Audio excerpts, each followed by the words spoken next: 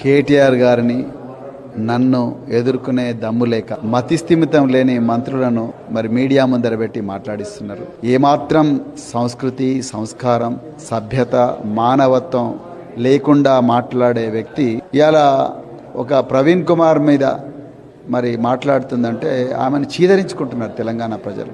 గిరిజన బిడ్డలు, మారుమూల అడవి ప్రాంతాలు చదువుకుంటున్న బిడ్డలు హాస్పిటల్లో వాడి చావు బతుకుల మధ్యలో కొట్టుమిట్టాడుతుంటే ఏనాడు రాని సీతక్క గారు ఇవాళ నా మీద మాట్లాడుతున్నారంటే ఆమెకు ఈ వర్గాల మీద ఏమాత్రం ప్రేమ ఉన్నదో, ఆమె మూలాలు మర్చిపోయిందని నేను అనుకుంటున్నా. అన్ఫార్చునేట్, ఆమె మూలాలు మర్చిపోయి రేవంత్ రెడ్డి ఏ స్క్రిప్ట్ ఇస్తే ఆ స్క్రిప్టే చదువుతూ ఉన్నది.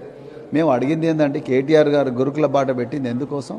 ప్రభుత్వం మీద విమర్శలు చేయడం కోసం కాదు. పిట్టలాగా రాలిపోతున్న పసిబిడ్డల ప్రాణాలు రక్షించడం కోసం, పిల్లల భవిష్యత్తు కోసం ఆరాటపడుతున్నామంటే అది కుట్రనైతే మేము కుట్రదారులమే.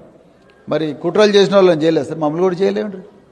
పిల్లల కోసం జైలుకు పోవడానికి కూడా సిద్ధమే. నేను పిల్లలను డాక్టర్లను చేయడమే నేరం అయితే నన్ను జైలుకు పంపి, రైట్? నేను ఐఐటీలకు పంపించడం నేరం అయితే జైలుకు పంపి, ఆ పిల్లలను మరి ఫైటర్ జెట్ పైలట్లను చేసినాం 4 మంది పిల్లలను కేసీఆర్ గారు ఆలోచనల మేరకు. అదే నేరం అయితే నన్ను జైలుకు పంపి నన్ను జైల్లో పంపి నేను ఉంటాను. నా గురి శిక్ష, ఐ డోంట్ మైండ్.